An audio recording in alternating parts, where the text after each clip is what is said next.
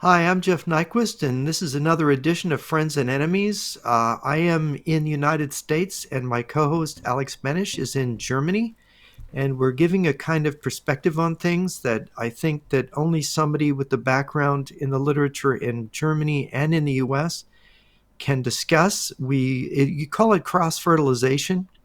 Today, we're going to delve into a very difficult topic, so bear with us. It's something we've kind of skirted around the edges before. We haven't gone into it. And I want to start out with talking about literature, about a mystery in Western literature and German literature. It is the mystery of Goethe, the German, uh, the great German poet and writer, and his story of Faust, his great epic poem about Faust.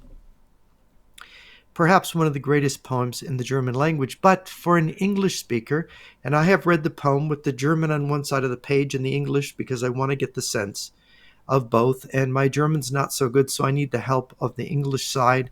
And I read through the entire poem. It's very long because it has all these parts.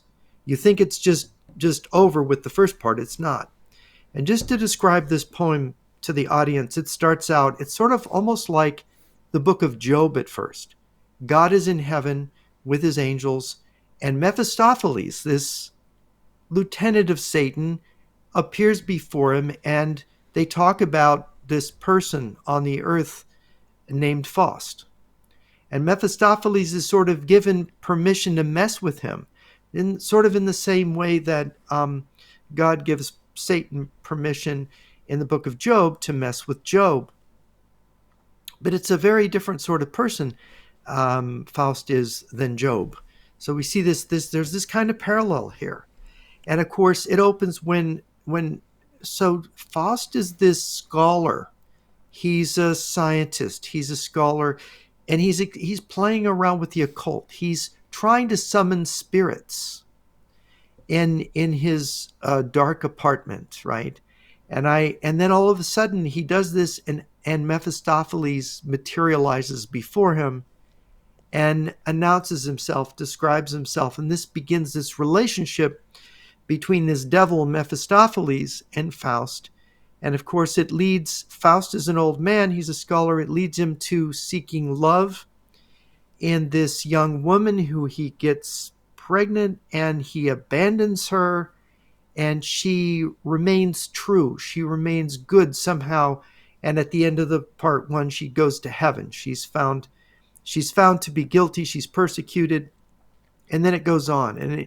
Faust has all these adventures. He becomes powerful. He becomes rich. He summons Helen of Troy in a kind of necromancy, right? But in the end, through all the adventures and all the evil, all the wickedness that he does, Faust goes to heaven. Mephistopheles is cheated. He was promised Faust's soul, that he would get Faust's soul, but he's cheated in the end. And there's something kind of disturbing about this poem. And why is it so great? Why is it so important? So, Alex, explain this to our audience from your German point of view, and being educated in this. What is this thing, this poem? Sure. What is it? So, first of all, we all have to study it. Now, especially when you go to the highest, most complicated form of school in Germany, you have to spend considerable amount of time with this text and some of the context, right? So, but there's a problem. If you are an average student on a German school and you have these average parents, no Freemasonry there, no powerful contacts, nobody from an old family. If you have regular parents, you don't understand this whole thing. You just read it, you find it strange, and then you move on. You don't get it. And this is something that you find often in the German school system. You just read past all these Masonic codes, you read past all of this Illuminati stuff that's in there, and you don't get it because you're not part of let's say Freemasonry, or you're not part of any such network, right? But if you do have parents that are connected, then the school system and the parents, they can sort of get you more into it piece by piece by piece and shape your future, and eventually you will inherit the contacts of your parents and make new contacts with specific people, especially at these universities. And these universities here are very old, very aristocratic, and very creepy. You can get new contacts. You can join a Masonic lodge or a different special kind of lodge. You just advance in that way. And maybe you will turn into a scientist. You become famous and you invent something that's really powerful, maybe something that will remain secret for the foreseeable future. Now, so you have to study it. And when at a specific point in my career, when I learn about especially espionage, and I learn about how empires function for a long time, that's when I really got it. Because my parents were not Freemasons. My parents didn't have any special sort of contacts. But then I got it. I really understood it. What Goethe was writing about, why he was writing about it in the first place. So what the main character in the text is lacking, what he's really lacking in his life, is powerful Freemasonry, powerful contacts, and a deeper way into these European, especially German societies, especially the creepy aspects of them. So that's what he's lacking. That's what the main character is lacking, and that's why he's so terribly unhappy. He gets older, and when he makes that choice of forming this or accepting this pact with the demon, some people in the audience, the readers, may think, oh, he should have gone the other way. He should have made a different choice. But what would the rest of the main character's life would have been like? It would have been very miserable, getting older, especially at the time. Lonely, sickness, disease, and just miserable, right? So he embarks on this very scary adventure, and there's victims in this adventure. But if you think about it, the way the story is framed, he had only bad choices because of a lack of powerful Freemasonry. Or he was not part of, let's say, the Bavarian Illuminati or some other organization. And there were more of them, right, here. That's what he was lacking. The Bavarian Illuminati just was one that ran foul of the authorities and was cracked down on by the Bavarian government. Yeah, so the Bavarian Illuminati was a specific tool for a specific time for a specific purpose. There were older networks behind it. It involved espionage and infiltration, didn't it? Oh yeah. So basically you had these clusters of families, hugely large families, and they controlled different territories in Germany, and then they controlled other territories like Denmark. Eventually they would control England with King George I, who was speaking German, who was a German speaker from Hanover, basically. I don't think he ever really learned English properly. Not even I don't think even George II or George III was really good. Well, George III was the first fully English George. The others, it took a while for them to actually become English. If you read Macaulay's History of England, you'll see he goes into that.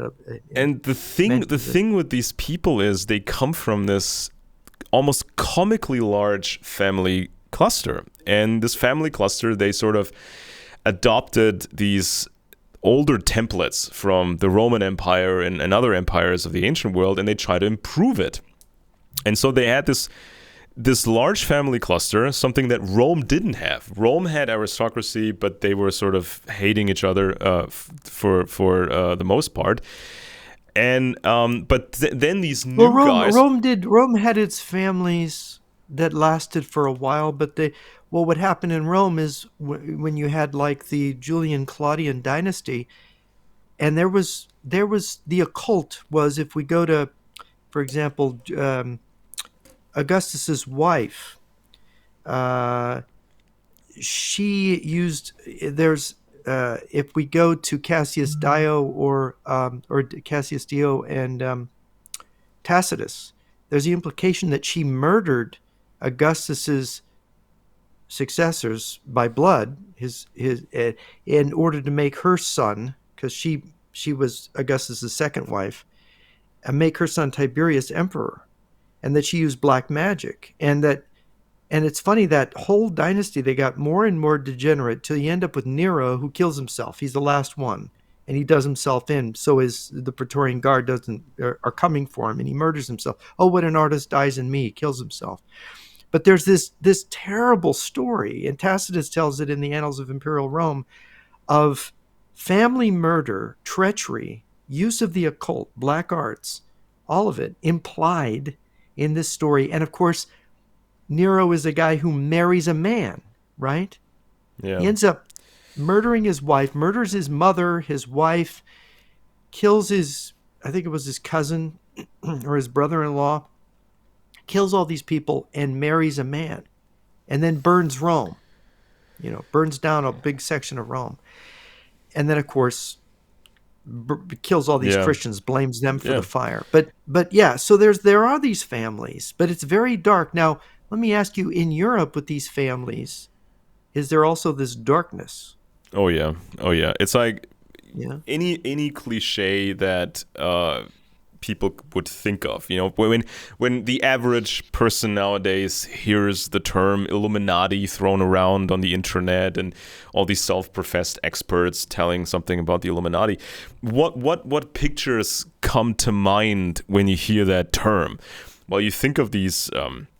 You think of powerful old families in fancy castles with creepy paintings and creepy decor, and they perform ancient rituals, and they have power in mind, and they want to become gods. They want to become more than humans. This is sort of the imagery that you get when you hear the term Illuminati. Now, almost everything that people heard on the web about the Bavarian Illuminati, most of what people think is wrong, has been falsified, but the general cliche, if you look for it, if you pick up actual history books by real experts, they don't get into, these experts, they don't get into the espionage in the past, they don't get into the occultism, but just by reading what some of these families had done, how they conducted business, and what they were into. We get traces of this occult behavior all over historical science.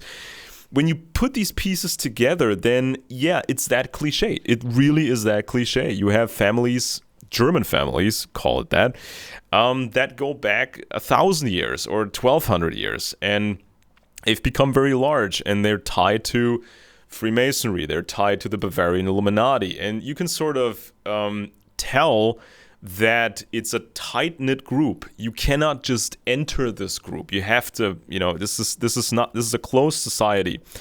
And this group, they can create other groups, subordinate groups. They can create, Scottish Masonry, they can create British Masonry, they can create German Masonry.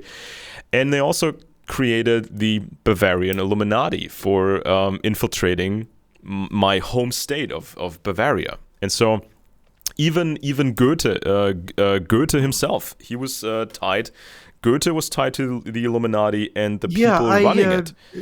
As I understand, Goethe went pretty high up in the Bavarian Illuminati, and then he later said they claimed to have all this knowledge, and that when you reach the top, there's this knowledge, but there was nothing there. Well, that's because it was like a hoax, and then he dropped it, right? Well, it was a tool created for a specific while. This had an expiration date baked into it from the beginning. Now, it was some kind of operation, and Metternich's father was in it. You know that. Metternich's father was in it. Yeah, the family, a big part of this whole spy operation. Metternich. A big part of the spy operation, with the Illuminati in Bavaria, a big part of the spy operation was run by the family called Thurn and Taxis. They also ran one of their agents, a Mr. What was his name, Alexander Horn, and he was the guy he did all sorts of operations against the French, Austria, and this Mr. Horn, he supplied material for this book that you're holding up there in the camera, one of the most famous conspiracy books of all time, Proofs of a Yeah, this Conspiracy is, if by you John could show Robison. the audience this. This Yeah, is Proofs of a Conspiracy by John Robison.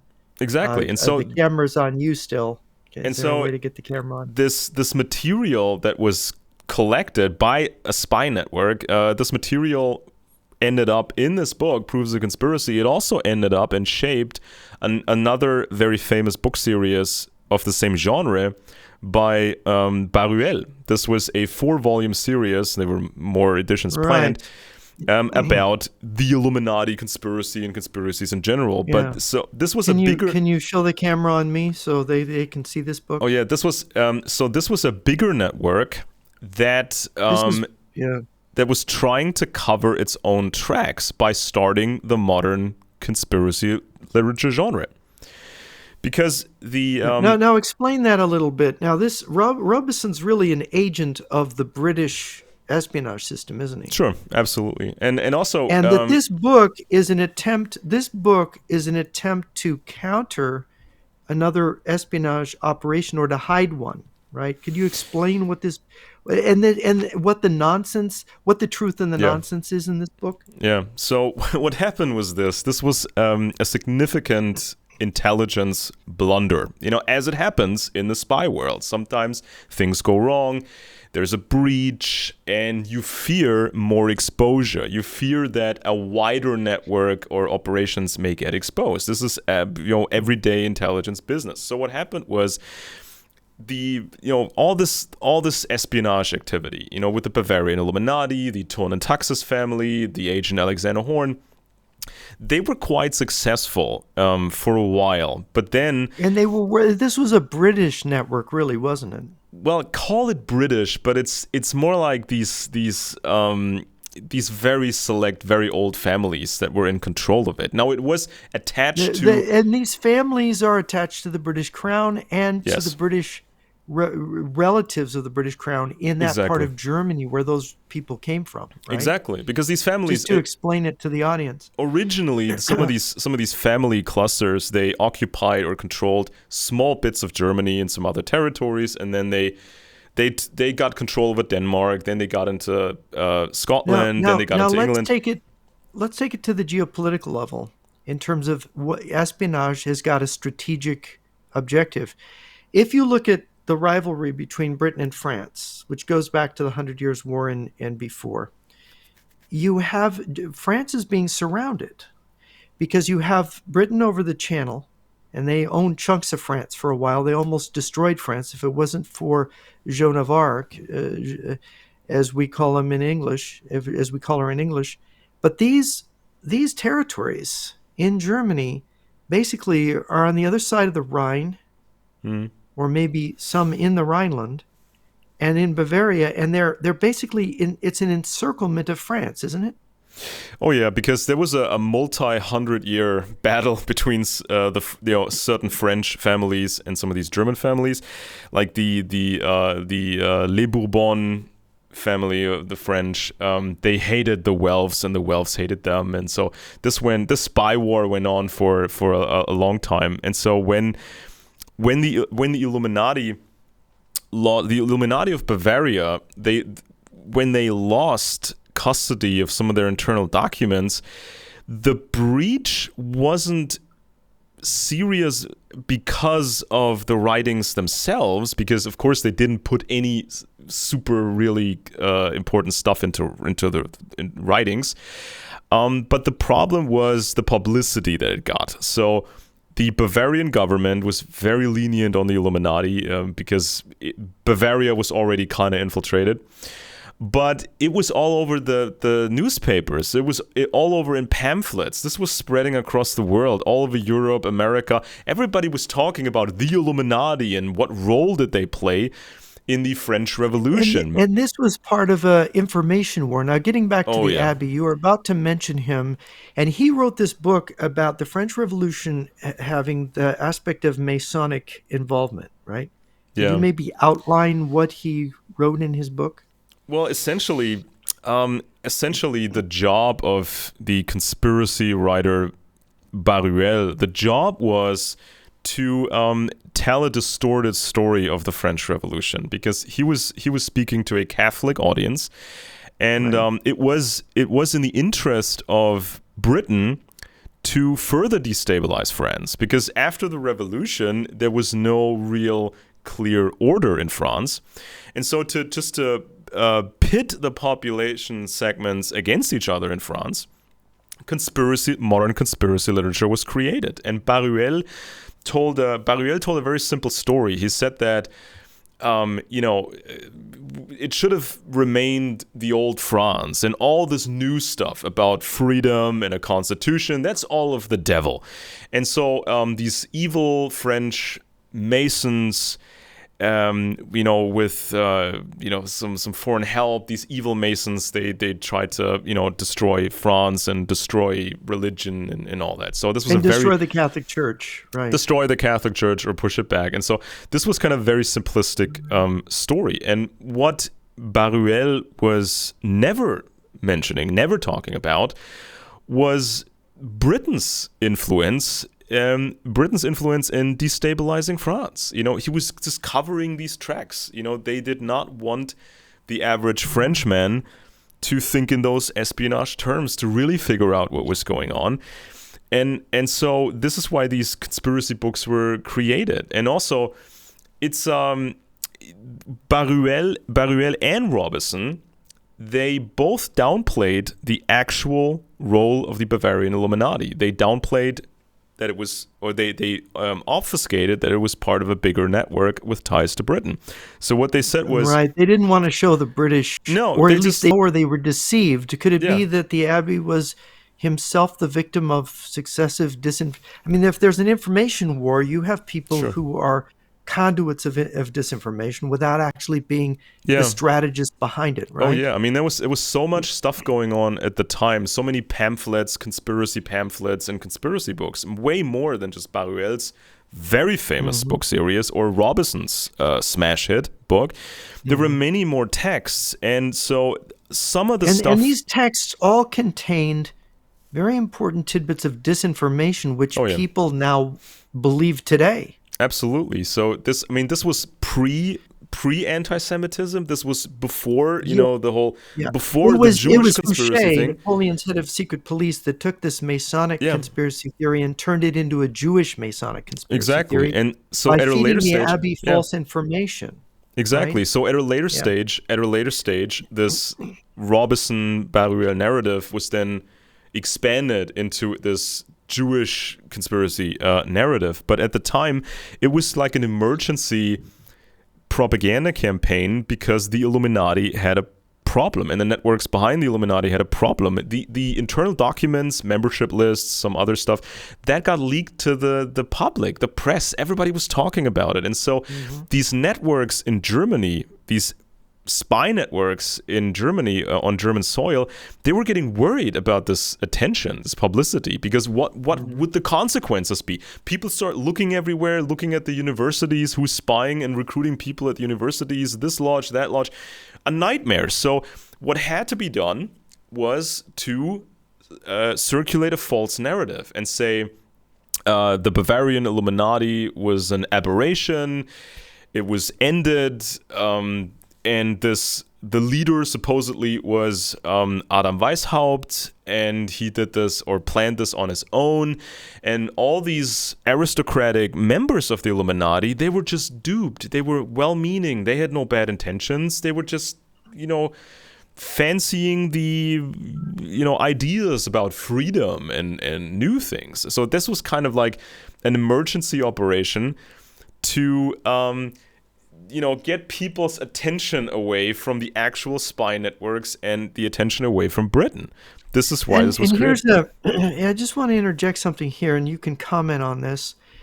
There is a dark underbelly to this, because there are doctrines which are passed along within these groups, esoteric doctrines that invert certain Christian themes, that invert good and evil in a sense.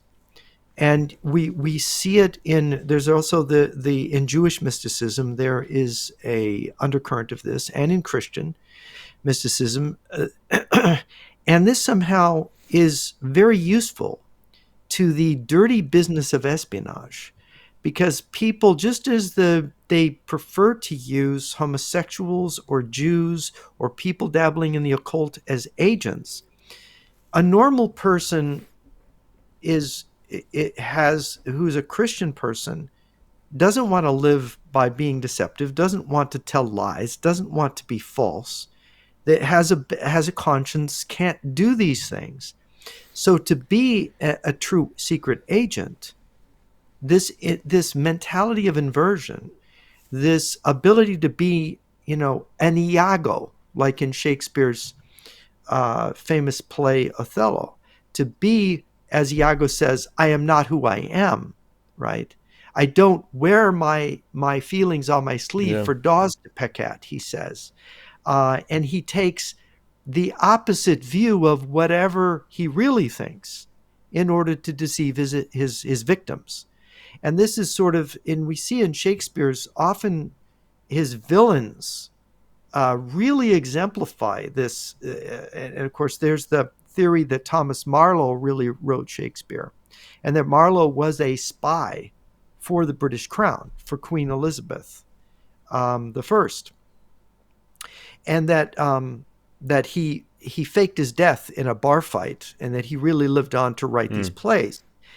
This is one of the theories, and in fact, I have a book on who really wrote Shakespeare, which is really, when you read the whole thing, you have to say the case for Marlowe being Shakespeare is huge, right? Because Titus Andronicus, we now know that Marlowe wrote it, but it's attributed to Shakespeare, and it's like, this is the same writer. He's just matured.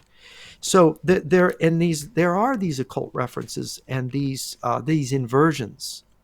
So tell us, is this a conscious part of forming the character of a spy, forming these networks, that you are using this undercurrent of inversion and evil intentionally in order to make an espionage instrument that's more effective, and to Sure. pervert your enemy's, destroy your enemy from within?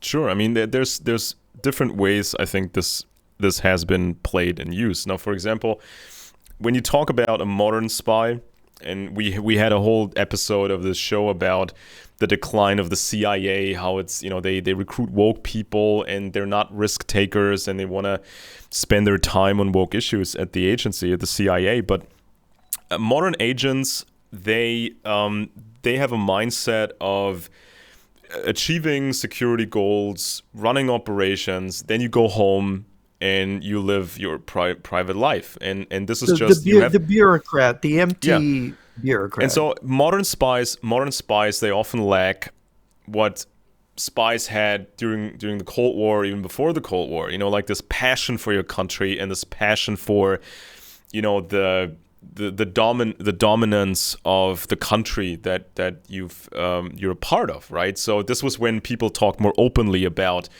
influence, with the British. The British, they really pulled no punches. They wanted to control this bit and that bit, and all the empires were like this. Back the old empires were like this. So modern spies, they lack oftentimes this pride and this connection with their country. Except for the Russians. Yeah, the Russians. Yeah, of course. The Russians really. Now, I came into information recently. I'm just going to discuss it furtively. I'm not going to cite the source because I'm writing about it right now.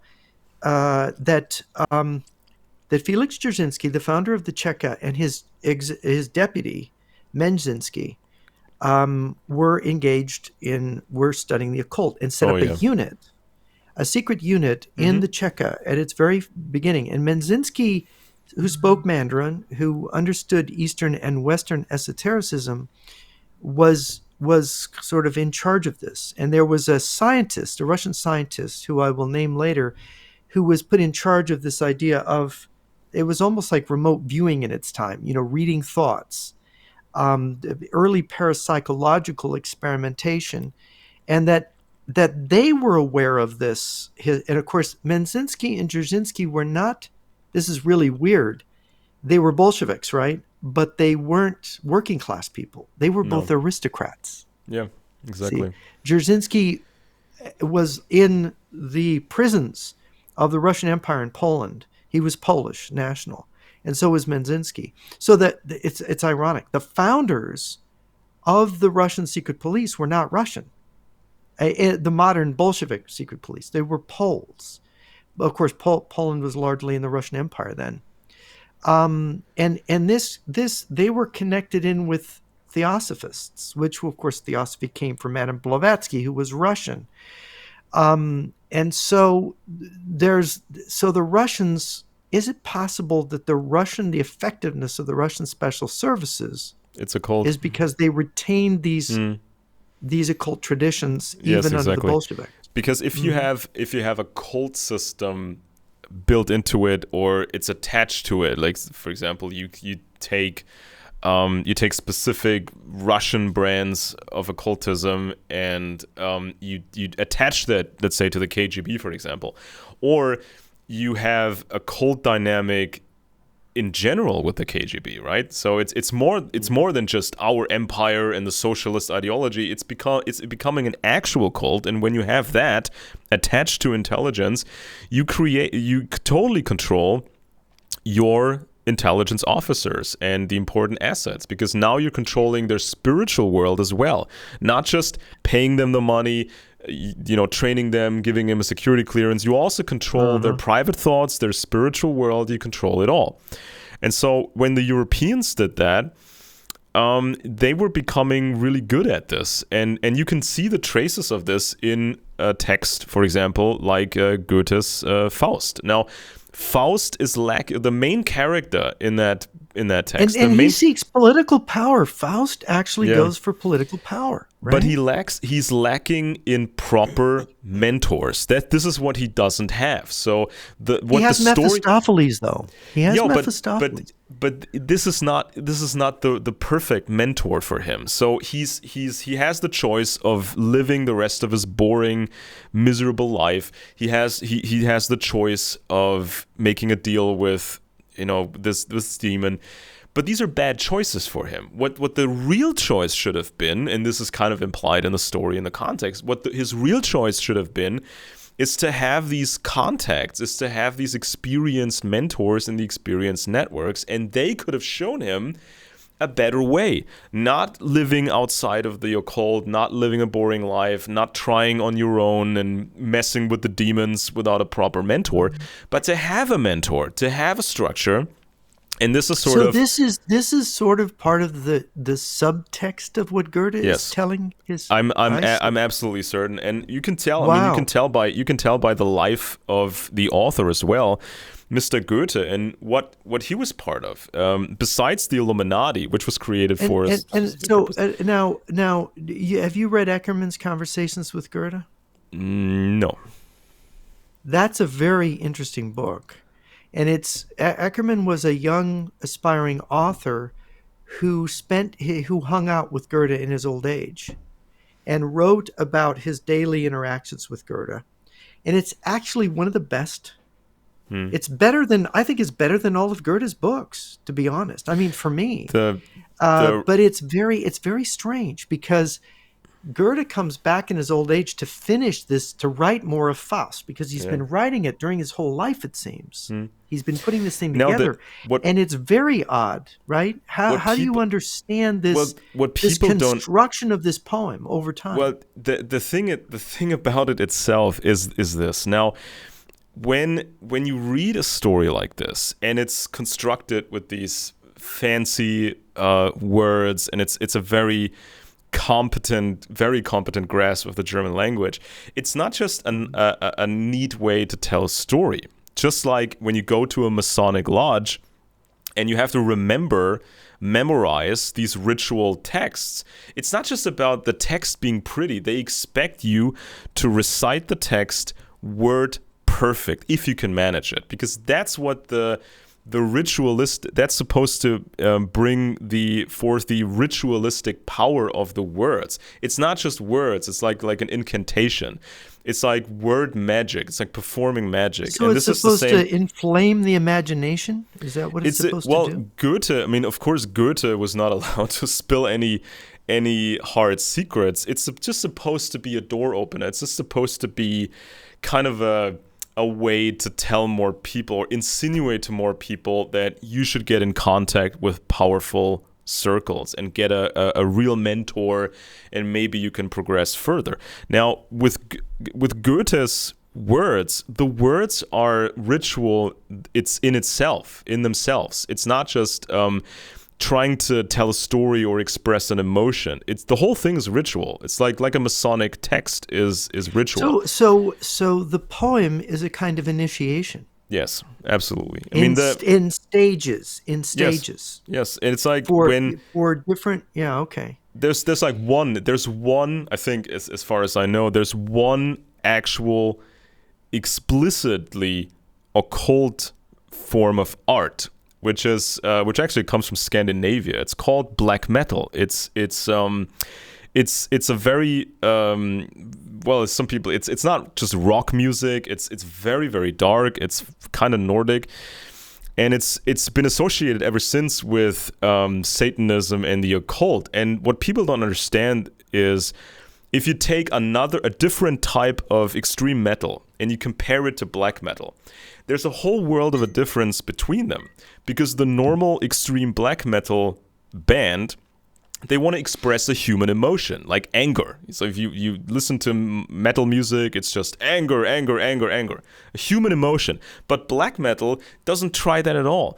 The way these vocals are and the text, the lyrics, the whole thing is ritual. They're not trying to express a human emotion. They want to express something that is not human, that is beyond human. And isn't it more than ritual? It's ritual leading to initiation, right? Yes, it's like Isn't that what it is?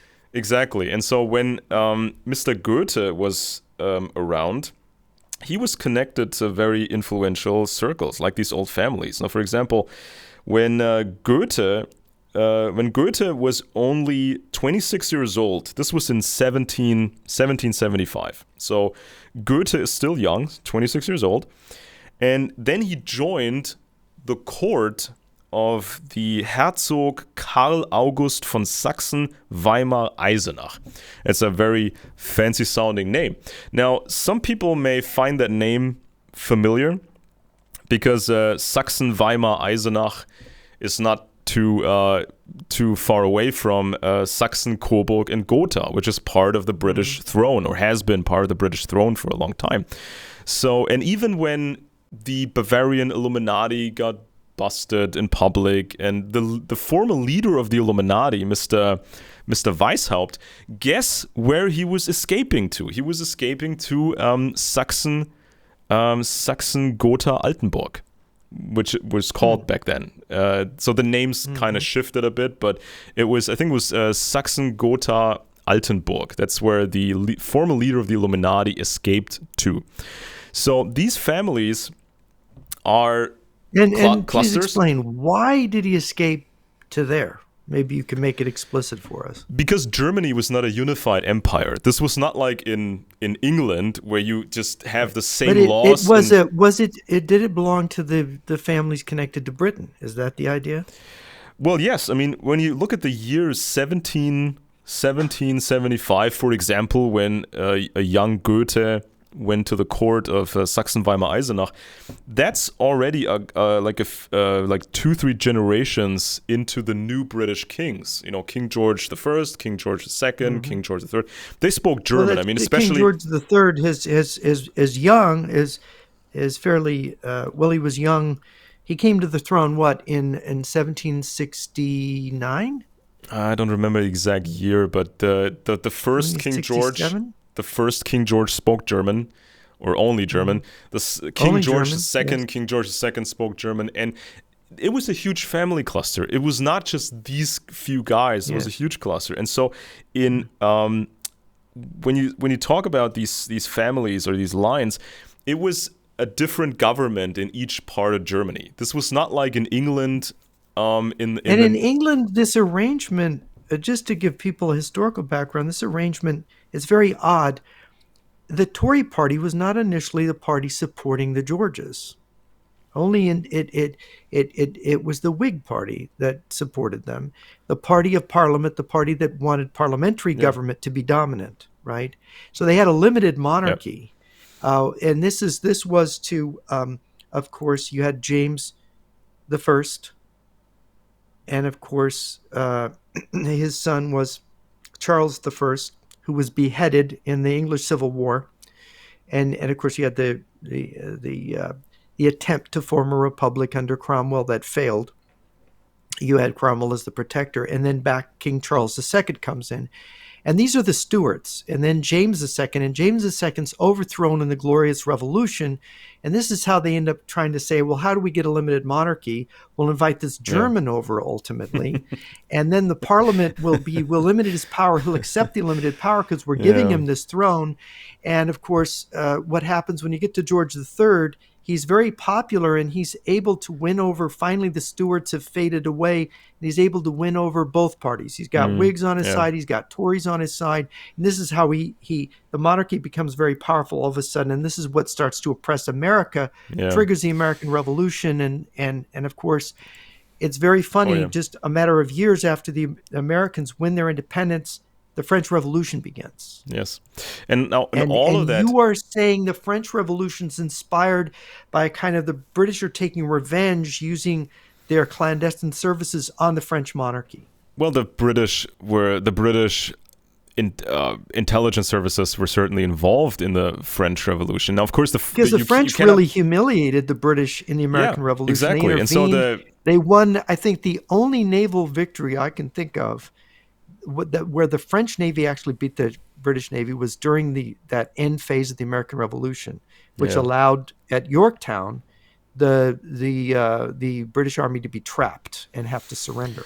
Exactly, and so the British were angry, very angry, to be precise, and yeah, of course, the French were, or there were forces in France that really wanted to try something new, and they really wanted to make changes, but certainly and this is the context in which Yeah. this occultism and this Exactly. conspiracism all emerged. The British certainly got heavily involved, and the British tried then to create as much chaos in France as possible by pushing different types of propaganda. And it basically blew up in their faces because the Yeah. French Republic, with Levy and Mass, when they liberated the French people in the French Republic, they suddenly found this ability to mobilize huge numbers of highly motivated people in the French Revolution who could form these giant armies. They could just roll over the Prussians and the Austrians and roll into Italy, and the British couldn't stop it. Nobody could stop it, and they ended up building this gigantic fleet that actually was a threat to the British fleet. All of a sudden, its only disadvantage was that the sailors were green in it because it was formed so. But this France of the Republic became this superpower, which And all they the were time- like, oh my yeah. gosh, how do we contain this thing? Right? And all this time, So the this entire kind of attack Yeah. on France blew up. this right? entire In their faces. this entire phase of the Enlightenment era, as we call it, going from the old style of empires to republics and just transforming societies.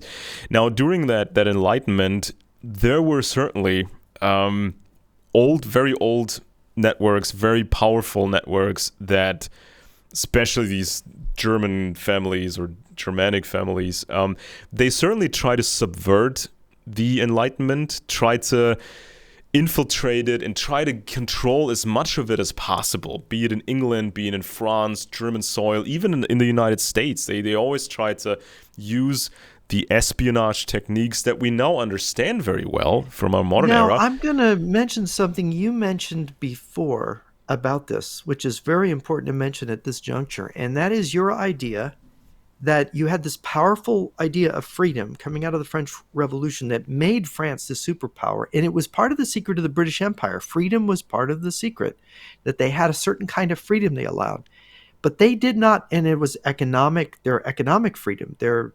What they did is allowing these things. You go to Adam Smith, but you had this idea that they didn't want this secret to get out. they wanted to contaminate this idea of liberty Hmm. with something else so the other empires wouldn't know the secret. Could you explain that? Well, it's like if you before, I mean, it all changed because of modern science, right? Before modern science, you only had the standard tools of an empire. You had your peasants, and they worked all day, and they produced the grain, which was like money. You paid the soldiers, you paid for the luxury of the aristocracy. This is just how it worked for millennia. But then modern science happened, and some people took that as a motivating factor to create better societies, to create better governments, to create freedom and wealth. So this was kind of the positive strain in the Enlightenment era with science, because now you had artificial fertilizer, you had machines, you had medical advances, you had more production. Just science transformed everything. And so some people thought we're going to use it for good. Yeah, exactly. So some people thought we're going to use this for good. But then there were some other people, some very old networks, and they thought, how can we use science for our purposes? And how can we maybe subvert the Enlightenment, be it in England, be it somewhere else, subvert the Enlightenment so it appears on the surface like a more free society, but it's still controlled by a hidden intelligence network. And that brings us back to British Masonry or oldest Scottish Masonry, Albert Pike and Manly Hall and all these guys. Because so that's what go ahead and finish that, and then we're going to talk about Manly Hall. Because when you look at the modern era of Britain, starting with King George I, what was one of the first things that happened during the reign of King George I? They created Freemasonry, or they restarted Freemasonry and said, we just invented this thing. This was in 1717. England Lodge, and they expanded the system. They basically lifted that whole template from Scottish older Masonry, which the Britons or the English claimed never existed.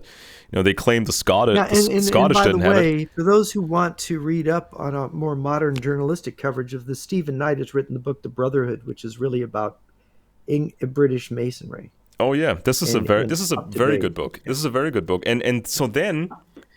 Not only was Masonry, British or English Freemasonry created, and it sort of became like this elite sort of group in society. You had to be a Mason to become something. You needed to be a Mason, otherwise it creates you were just a kind of discipline, doesn't it, among these people? Exactly, it's privilege. A pattern of loyalty. Yeah, and following. It's like a modernized version of a lower aristocracy, because if you become a member and they accept you, you get privilege, but they also expect things from you, maybe even supplying information for intelligence purposes. It's one of the many things they would ask of you or demand from you. And so people started to notice Masons, they kind of run things, and it's like you need to come from money.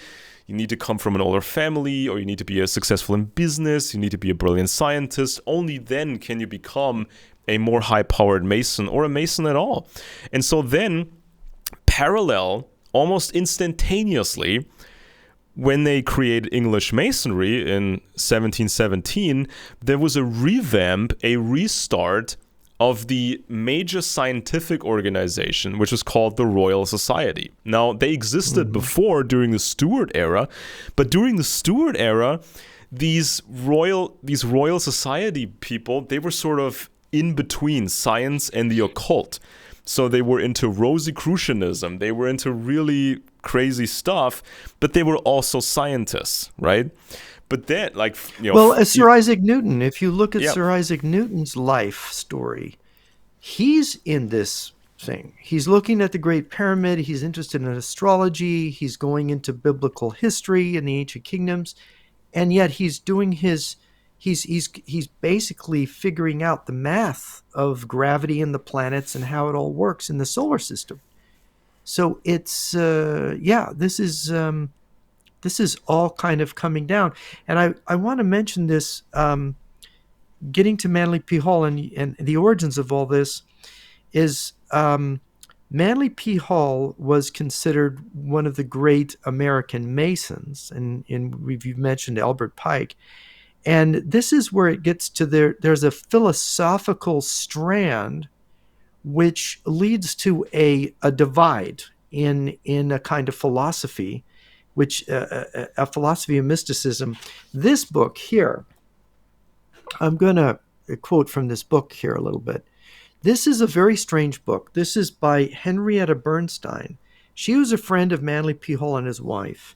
She starts out this book talking about being at their birthday, at Manly Hall, his wife's 80th birthday. And she talks about early Masonry and Masonic manuscripts. And she refers to the Tower of Babel, that the Masons are the builders, master builders, and they want to build a kind of Tower of Babel. And so she says, the craft of initiated builders, Masons, existed before the deluge of Atlantis, and that its members were employed in the building of the Tower of Babel. Now, this is a kind of mystical nonsense that you find in these books. And then she says, Albert Pike, who was the grand commander of the ancient and accepted Scottish rite of Freemasonry, at the end of the 19th century wrote a book titled Morals and Dogma, which is considered a great historical document of Masonry. He confirmed the antiquity of Masonry by stating, quote, but by whatever name it was known in this or other country, and that's an interesting obscurantism, Masonry existed as it now exists, the same in spirit and at heart, not only when Solomon builded the temple, but centuries before even the first colonies immigrated to the southern India, Persia, and Egypt from the cradle of the human race. Secret societies have existed among all peoples since the beginning of recorded history. Mm-hmm. Secret orders existed among African tribes, the Eskimos, and the East Indies and Northern Asia. The American Indians, the Chinese, Hindus, and Arabs are known to have fraternal organizations. All of these secret societies have worked to create a background necessary for the establishment of an enlightened society in all nations of the world. See this? And then she says there's these documents and these vaults that contain these documents saying there'd been 1,000-year plan to create a utopia. And then begins this, and this is how it's anti-clerical. The rise of the Catholic Church broke up the pattern of the pagan world and brought persecution to these societies during the secret groups into greater disguise. Driving the secret groups into greater disguise and cover. Persecution, however, could not completely destroy these groups. Now, there's a mix of nonsense, false history, and they're building themselves up into this power that's existed for centuries and centuries, which is undoubtedly not true. What she's saying is nonsense. And yet, there has been this mysticism going back to Pythagoras. The life of Pythagoras in ancient text, he's like a pagan saint. So they are drawing from these ancient pagan books, and they are attempting a kind of revolt against Christianity. And of course, Manly P. Hall wrote a book called America's Assignment and Destiny. I've read the book. It's complete rubbish.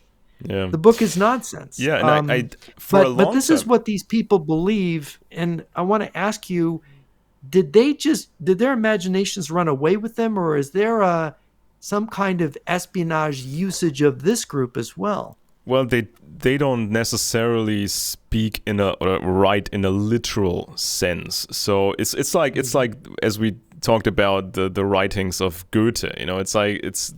When they say certain things, when they use certain phrases, it's almost like they're already trying to use magic. By saying the words, you're kind of helping the energy to strive towards certain goals. Yeah. And when they say, and the magic, by the way, this is so important, because the philosopher and the mystic Eric Voegelin, who was against these people, who wrote very strange texts that are really against this, and saying we have to believe in God, we have to go to Christianity, something like Jung did at the end of his life. Carl Jung, the psychiatrist. one of the things that we find is that in all of these structures that they're creating a philosophy. She talks about this 1,000-year plan to make a utopian. We think about the French Revolution, then we think about the Russian Revolution, and we think about the degeneration, the inversions, the Mm, moral inversion of the Russian Revolution, the colossal destruction of life, and the degradation of Bolshevism, of communism, of socialism, as this as and it's they're trying to create a kind of utopia. And I wrote the introduction to this book here. This is Bukowski's favorite book. It was published posthumously. I helped to edit it, and it's Communism from Utopia to Disaster. And that it and I think this disaster was there's a malevolence in this philosophy. She thinks it's all good. Henrietta Bernstein, oh, it's wonderful. We're going to make this utopia. Same thing with the Theosophists. But here is what Eric Voegelin is saying, that he goes back and he talks about German philosophy. He talks about Hegel being a magician, and we could discuss Schopenhauer and Hegel in these two strains. And there's this in Voegelin's masterwork, which is Science, Politics, and Gnosticism. Very, very controversial. This is his chapter on the murder of God God. from this. Yeah. And this is important. I'm going to read a little bit of this. The aim of parousiastic Gnosticism, that's you're expecting the second coming of Christ, but they really mean the Antichrist when you Yeah. really get down to it. And it's the utopia. It's this, Christ said, my kingdom is not of this world. And Henrietta Bernstein and these Theosophists and these New Agers and Hermeticists, they want a kingdom in this world. Man's salvation through building a Tower of Babel. And he says the aim of parousiastic Gnosticism is to destroy the order of being, which is experienced as defective and unjust, and through man's creative power, not through God, through man's creative power to replace it with a perfect and just order. Now, however, the order of being may be understood as a world dominated by cosmic divine powers in the civilizations of the Near and Far East, or as the creation of a world transcendent God in Judeo-Christian symbolism, or as an essential order of being in philosophic contemplation. It remains something that is given, that is not under man's control. So he's saying that in reality, this is something not under man's control, but Yeah. they're trying to say that man can do this. Man can build his Tower of Babel, reach to the heavens. And he says, in order, therefore, to destroy the order of being, the given order of being must be obliterated. So they don't accept God. They don't accept that there's this natural order that we must adhere to. Rather, as essentially under it, they want to make it under man's control. And taking control of being further requires that the transcendent origin of being be obliterated. That is, they have to murder God. This is what this chapter, and it requires the decapitation of being, the murder of God. Now this is terrifying, and he goes on Yeah. to describe this whole thing in this, and it really is a terrifying project. So how did it get? I mean, when you look at Goethe's Faust, is Goethe signed on to this project? Well, Are, it's are like they this. really into this? It's like this. When you have an evil group, very powerful, old, very strategic, lots of intelligence capabilities, this powerful group, they need to recruit people for these missions, for these goals, and they cannot just recruit psychos. They have to recruit people they need to recruit people also who have morals, and they have to deceive those people to fulfill a specific part of a specific plan that ties into a bigger plan. So this is kind of an intricate system that is also used by, let's say, modern Russian intelligence. Like, how many people are recruited by the Russian intelligence, and these And people the Russians somehow took this over. They basically made it into theirs, didn't they? Exactly, and they tell these people, "Oh, now you're working for Russia, which is modern Russia, which is the third Rome, and we're the Christians, we're the good guys, we're fighting the globalists, This is blah blah where blah." we get to Dugin. This is Yeah. where we get to Yeah. Alexander Dugin and this Eurasianism, Yeah, right? and Dugin. I mean, with Dugin, we have an interesting example because if you compare, let's say, occult experiences or Masonic experiences, they can be very, very different. Now, when you have or you achieve a breakthrough in science or in intelligence, anything that really matters, when you achieve a breakthrough, and this is all you are part of this Masonic thinking or a Masonic or other occult system, then this experience of achieving a breakthrough, this hits so hard. This makes you feel like you're in contact with beings, with entities. This is a feeling that very people will ever experience. And there's some other experiences too. Now, some people, they are content with the average Masonic experience and they're happy with it and it has a profound impact on them. Others, they may join some occult group and they try out psychedelic drugs, has a profound impact on them, whatever.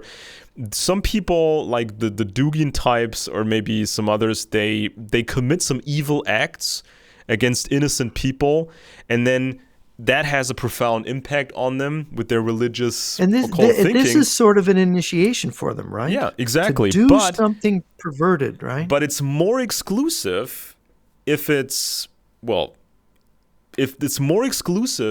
a scientific breakthrough or an intelligence breakthrough. Because many people could take drugs or commit an evil act against some random innocent person. Many people can do that, but only a select few people can have a scientific breakthrough or an intelligence breakthrough. And I think that even when you look at, let's say, the author of that book you showed previously, Henrietta Bernstein.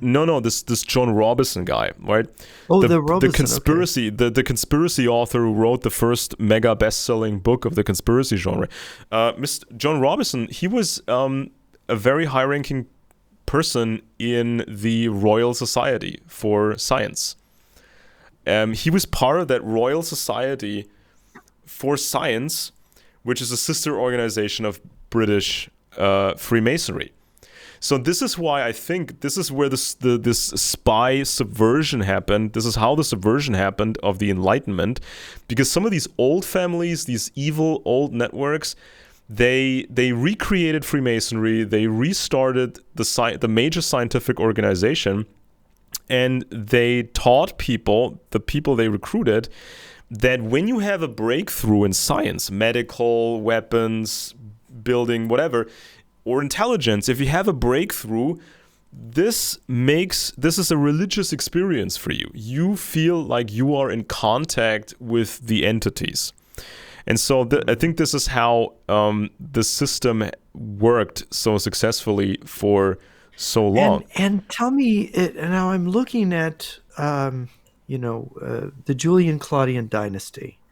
And I'm looking at Augustus's wife, which is Livia Drusilla, and her magic, and that whole clan, how they blew themselves up. From Julius Caesar, who, by the way, wanted to be a god. It wasn't in Rome. They despised the name of king, so Julius Caesar couldn't be again king. So, but why should I be a king? I'll be a god. Exactly. So Julius Caesar sets up his mistress, who is Cleopatra, who in Egypt, Cleopatra is a goddess, because the pharaohs were, in their religious mysticism, gods and goddesses. He puts up her likeness in the Temple of Venus, which is there's a relatively recent biography or a book on the assassination of Caesar, in which it's a brilliant book. He explains how the guys, Brutus and the conspirators and Cassius, who assassinated Julius Caesar, what really triggered them was when Caesar puts up his girlfriend, his mistress, Cleopatra, who's living in Rome, by the way, and has a son by him, he's putting her likeness in the Temple of Venus, like she is Venus. Yeah. And of course, those who know, Julius Caesar believed that that Venus was his ancestress, that his line is descended from the goddess. And so the next thing is he's going to put up his likeness, and he's going to be a god. And of course, he is deified after his death. And so you have this idea of man being deified at the very beginning of this dynasty. And you'd mentioned this, you hinted this early in our discussion about these aristocrats having the same thing. And of course, Voegelin's saying, you're going to murder God. So what are you going to put in God's place? You're going to become God, right? Just like what Caesar's doing. And what happens from Caesar through Caesar, through Augustus, Tiberius, Caligula, Claudius, and then of course Nero. This is the Julian Claudius line of emperors. You have this degeneration where they're getting more and more evil. And until you finally get the last one kills himself, they're extinct. They're just completely exterminated. So my question to you is does this degenerate the aristocracies involved in it? Does this basically debauch them and debase them and wreck them? And this opens this door to this Bolshevism, this more fragmented modern mentality that is so inverted that on the one side, in the West, you've got this wokeism, and in the East, you've got this murderous, you call it cult of mass death through the state. Yeah. You've got two different versions of mass death, right? You got the Western version and the Eastern version. Can you comment on this? Well, it's the difference of, let's say, one aristocrat or king versus the other aristocrat and the other king. Now, there were some kings, there were some aristocrats running things. Some of them, they were very pragmatic. They saw that all these competing empires were really dark, and so wars had to be fought sometimes. Espionage had to be done. You also had to spy on your own populations. We now know a lot more through recent studies about domestic espionage in the Roman Empire, because they always had to know where the trouble was or was going to be, so they could move their soldiers and not lose control. And so some were pragmatic, and they said they really had an issue with losing people and fleecing the population, pushing them harder, produce more grain, giving up more, just so to keep the empire stable and not be overrun by a competitor. So some rulers were fairly normal people, and so they try to make peace with the situation. But other rulers, they enjoyed it and they wanted to be gods. And it's like, what is the ultimate occult religious flex? If you give an order, a verbal, almost like an incantation, you say the words to your staff, to your generals, initiate the battle, initiate the war, or let's do an ethnic cleansing, or let's get rid of this group and that group. Let's just murder a bunch of people. Make it so. Make it so. It's like being a god, you say the words and the order will be carried out. This is like the ultimate, when it's tied into an occult context, there's no bigger flex, there's no bigger religious type occult experience. There's no bigger experience that you can have as a human being. Anything else is kiddie play. Anything else is just a joke compared to that, right? And so when some of these rulers, they really embraced that, and they had this enjoyment, and they had plans that were becoming bigger and bigger and bigger. And I think that mindset, that template survived. It survived the ancient world, and it's still there today. And especially the Soviets. I mean, as you just mentioned, the Soviet leaders like Stalin, he was almost like the god Zeus or some other god. Stalin could give an order and have a list and say, put this guy in a camp, kill that guy, kill that guy, kill that guy. And so it was done. He gave the power of life and death, right? Exactly. There's Aleister Crowley. I think the camera just lost you. We're now seeing a Santa Claus. I think it's trying to think. Wow, it's fixed on Santa. No, don't look at Santa. I grabbed a book and it suddenly the camera went to Santa Claus. Up there, I'm trying to put things together. Um, there is this in this book, and this is a book. This is Aleister Crowley's book, Magic, and this is a terrifying. There's terrifying things in this book which are that are relative to what you're saying. He's got a thing in there, and I don't know if I marked the page, where he talks about the ultimate magical ritual, which is, and this is of black magic, of the main types of operations of magic, art, and of the powers of the Sphinx. And he talks about the Brothers of the Left Hand Path, and he talks about the, operations and talismans, but he talks about this thing of sacrificing blood sacrifices, where you use the ideal sacrifice is a perfect boy, right? It's horrific. It's a human sacrifice. It's the ultimate kind. And what the evil spirits want is this perfectly beautiful boy child. And then he goes on to talk about They even this say thing where smart you boy, right? kill. They even say a smart What's that? boy. I think that he even Yes, says intelligent. the Exactly. boy has to be intelligent, which is more rare. Yes, and so this is this, but then he it's really creepy. He talks about the ultimate black magic is when there's millions of lives destroyed at one time, and you harvest that psychic pain or that sacrifice to create the ultimate magical power, the ultimate transformation. Maybe you transform yourself into a god, right? Because part of their their magic or alchemy or whatever you want to call it is to form this demonic power into an actual something that's just pedestrian into something that's actually Yeah, a and god. that's exactly what I thought when I was getting deeper into the Soviet Gulag system, right? Because where Yeah, and they're other aspects. murdering people in a very and maybe it's ritualistic murder. Yeah, exactly. Because it was by any by any conventional standards, it was the Soviet system was very wasteful, which is odd, which is makes you think about what they were actually Why are trying you to achieve. sacrificing people unnecessarily to the Exactly. point where Why? Stalin at one point the Census Bureau comes out and there's like 12 or 13 million fewer Soviet citizens than there should be.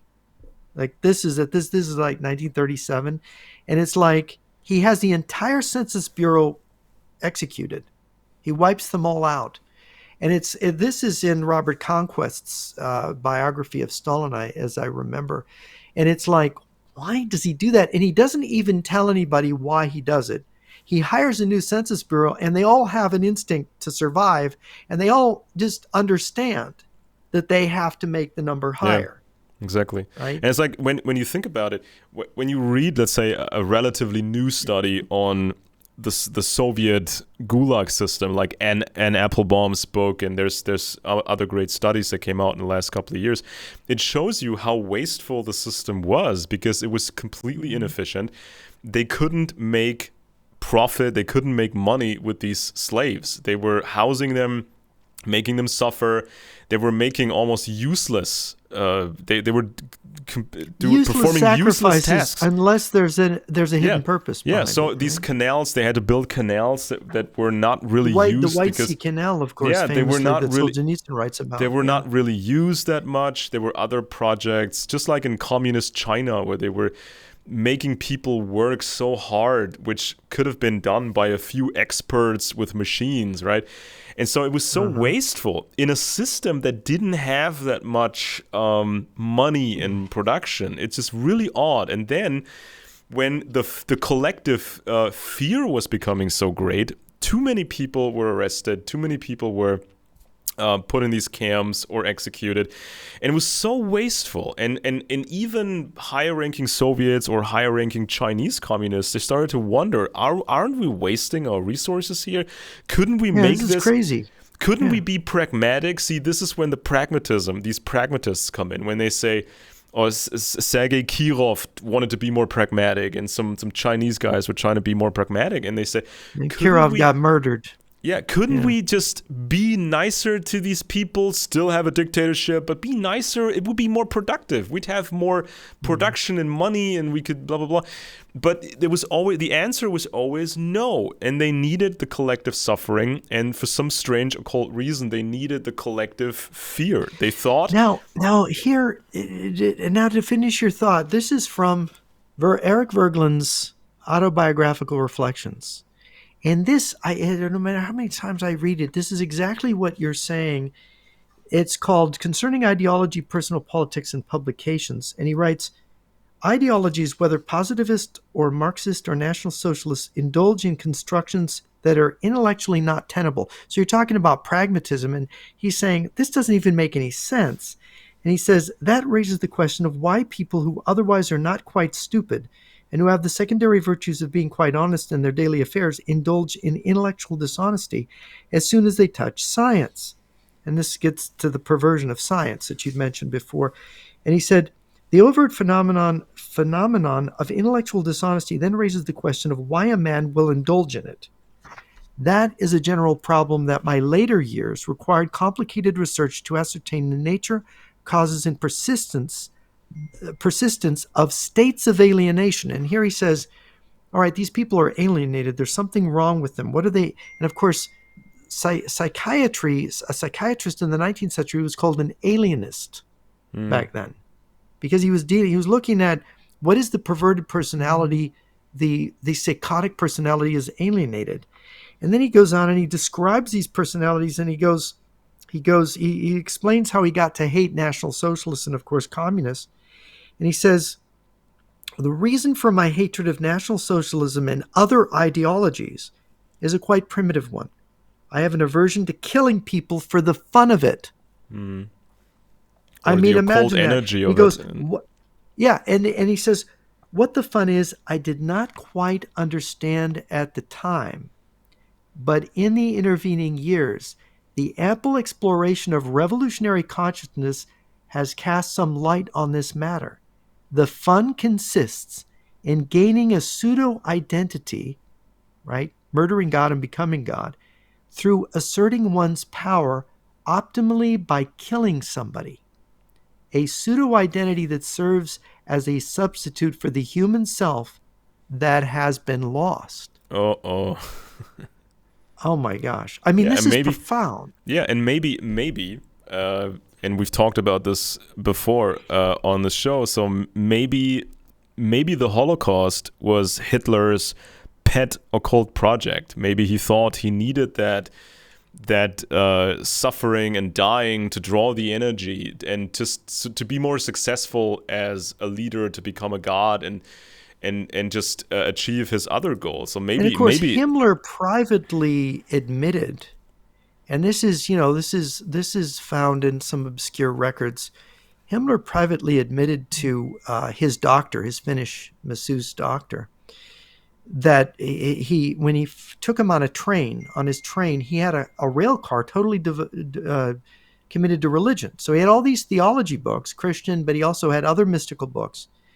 And his doctor was like, "What is this? You're into religion?" He goes, "Well, I've been secretly tasked by the Fuhrer to create a new religion, in this religion, Hitler was going to be the Messiah." And you notice there's a messianism, millenary. Remember, Hitler talks about the 1,000-year Reich. That's not a coincidence. And Dritte Reich, the Third Reich, has all these mystical meanings, which are millenarian, and Hitler as Messiah. And then you've got esoteric Hitlerism that this crazy Chilean has written about, which is really bizarre stuff if you've read it, where Hitler's a Messiah. And Could you comment on that at all as sort of the ultimate perverse extension of National Socialism into a new religion? Yeah, I mean, it's basically this tiny little town here that I live in. Just to give an example of what I think is behind this. This town here is called Feucht. It's close to Nuremberg, and Nuremberg was, of course, very important to the Nazis. And so probably the most famous person that ever lived here was Mr. Obert, who was a space engineer, rocket scientist.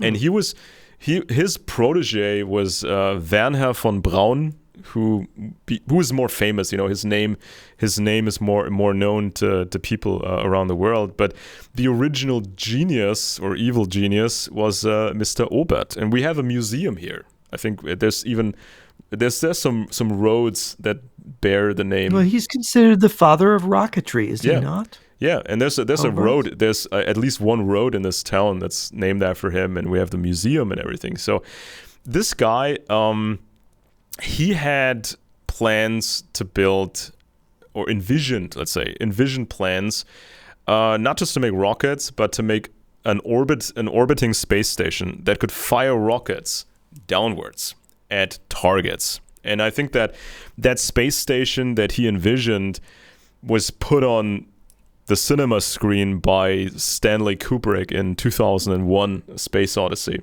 It's a very creepy movie, of course. And so it is a creepy movie. I'm glad you agree with me on that. Very creepy. It was meant to be creepy. And you see at the beginning, you hear this classical music. I think the Blue Danube music.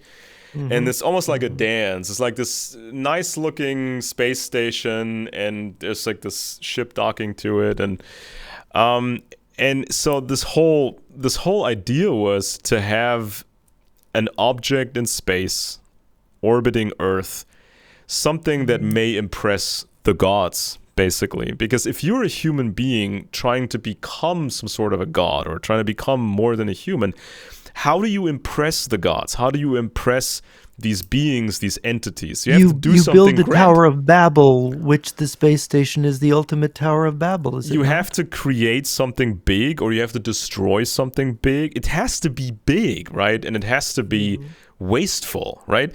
There was something incredibly wasteful about the Nazis, and we talked about Albert Speer and how he was tasked initially to build the biggest temples ever built in human history. The gigantism of Nazi architecture. Yeah, it was so wasteful, and even buildings. I mean, even his slightly, more than slightly manipulative memoirs, Albert Speer, he talks about, he gives actual numbers about the wastefulness of it all. He says there was so much concrete and being slated for these projects, basically building a new city. What's it called? Germania or something, like not Berlin. Germania. He was going to build the new capital of the Greater Germany, and have this dome-shaped building modeled after the ancient buildings, like from Greece and Rome, have a building that is so large you can barely see the ceiling. And these buildings were supposed to outlive Hitler by thousands of years.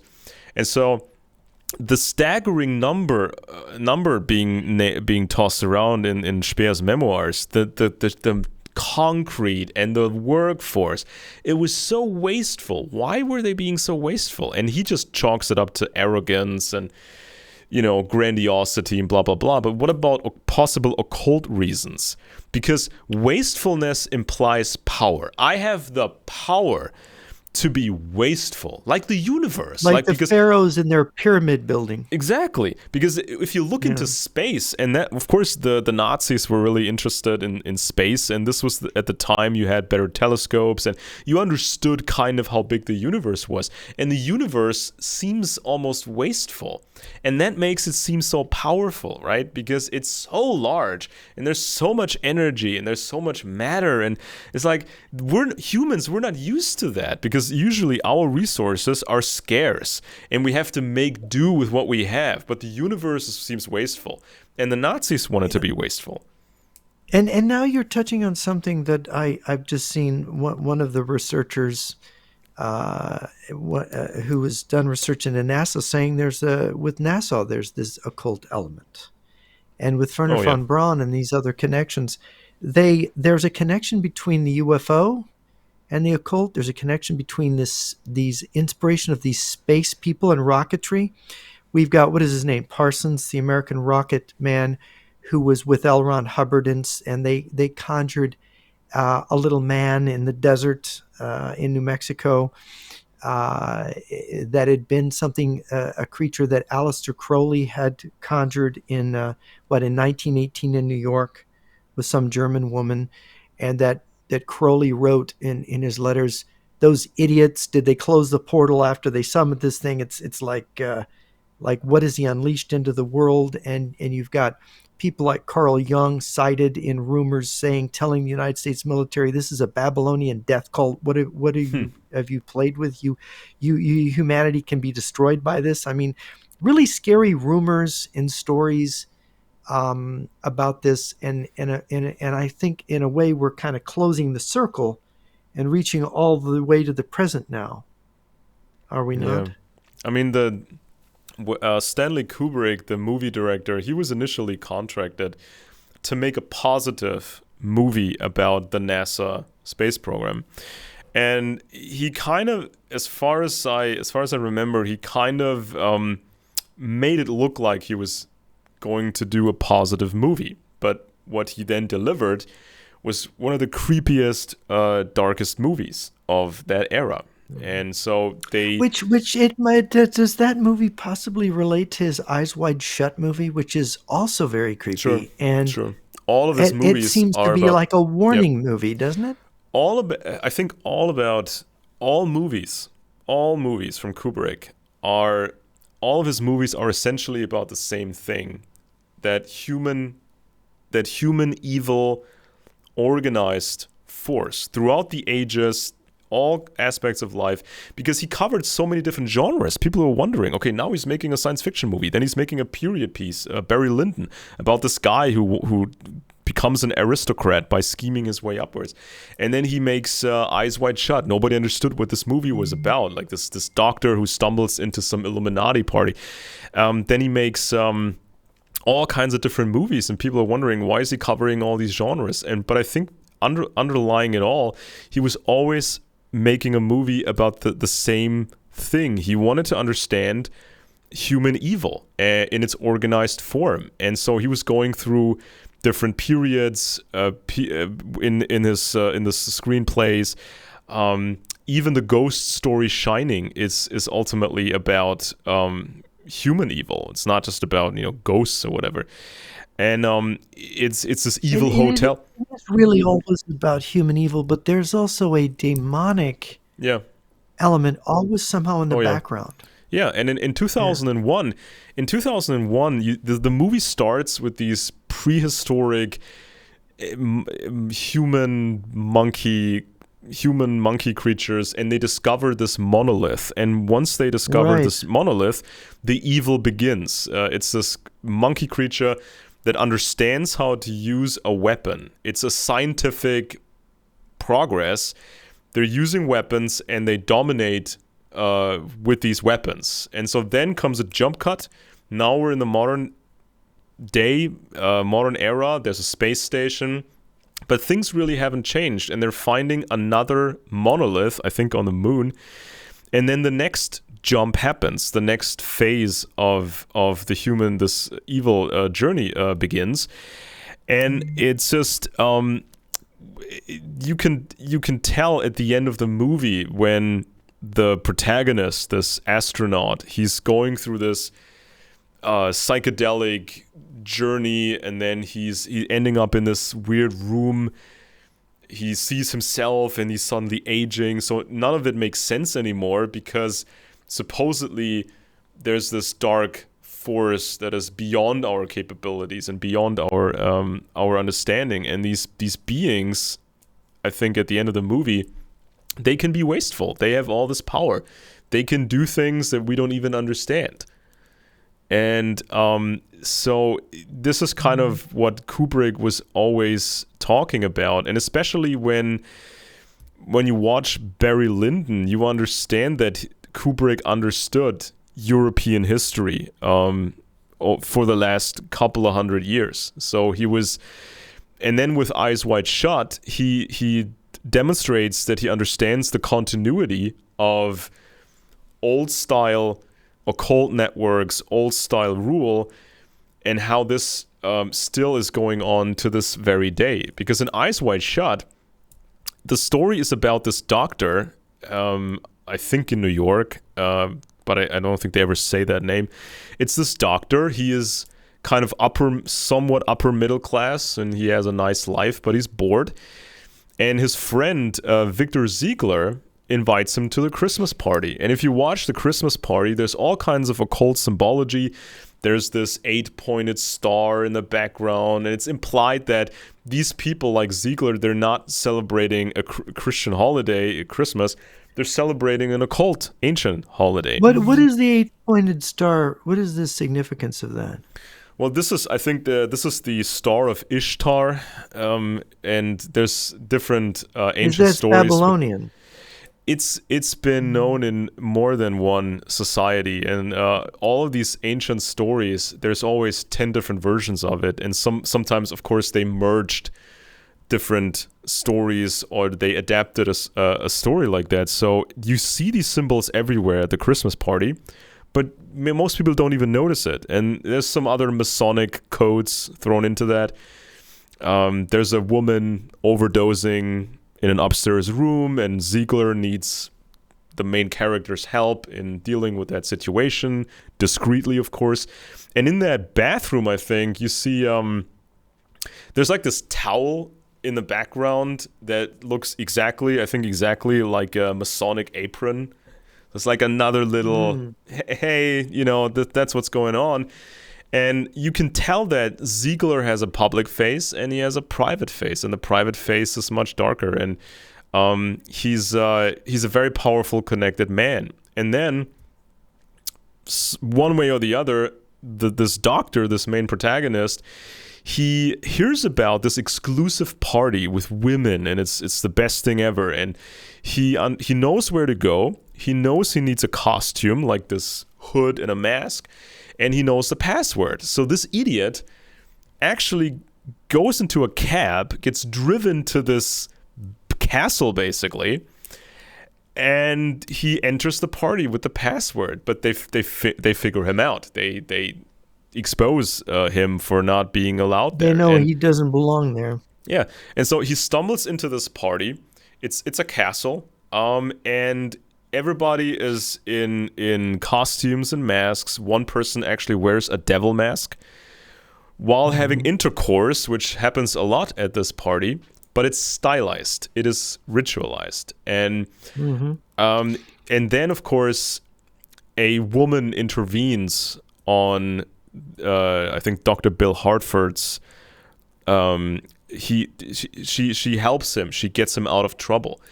And she makes some sort of an announcement. I sacrifice myself for him. Let him go. I will be punished in his place. And so the next day or so, Dr. Bill Hartford reads in the newspaper that this famous model, which was the woman from the party supposedly, she died from an overdose. She's dead. So then he starts to think what's going on, and he wants to talk to Ziegler, and he doesn't get real answers, and they threaten him. They threaten Bill Hartford and his family, because once he comes home, when it's dark, he comes home, and next to his sleeping wife on the bed is his costume, I think, and his mask that he wore at the party he was not supposed to be at. So they threaten him and his family. We can get to you at any point, at any moment in time. And this is when the movie ends. This is how the movie ends. It's a very dark story. And it's always about the same topic in all these Kubrick movies. And I think the reason why almost in every Kubrick movie, you get classical music. Why? Now, Kubrick has been asked this question many times, and he always gave the same elusive answer. He said that, well, this music is so great, why make new music? Why we can make better music, we'll just use the old music. But I think by using that old music, he was strongly alluding to these old networks. Like Mozart, Beethoven, they have all been mixed up in these Masonic Illuminati groups, right? So he was alluding to these old networks and this darkness that surrounds them. This is kind of why you get this music, even in a science fiction movie like 2001. Why do you hear the Blue Danube in 2001? Mm-hmm. Mm-hmm. Interesting. Well, we have gone, I think, more than 2 hours. And I think we've covered this, and we've touched on many interesting points about the interlocking or interconnected occult espionage history of groups, of families, of ancient aristocracy going back to the Caesars. It's not that it's one thing. I want to emphasize that there's not one overarching conspiracy, but humanity, human beings, have this as part of their nature, part of human society, that these things are very old and are part of it. And even when you've got an atheistic regime like the Soviets, who are actually trying to use science, turn it into a kind of science, they're still using it, and perhaps have, in some sense, mastered it and wrestled it from the hands of the Western elites that have degenerated. So, leaving it right there for those who want to speculate, they may. I am Jeff Nyquist. I'm in the United States. My co-host has been Alex Benesch, and this has been Friends and Enemies. Thanks for joining us.